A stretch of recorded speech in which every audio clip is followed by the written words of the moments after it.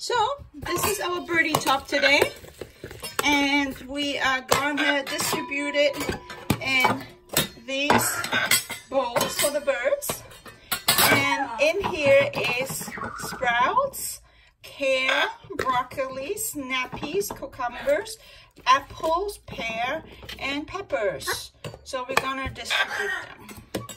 And oops, 1, 2, 3.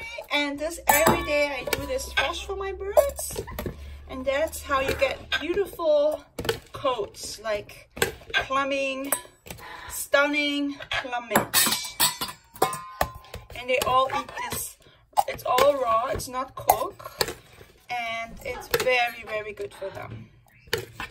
So, and for my Mikey, and then comes Opie.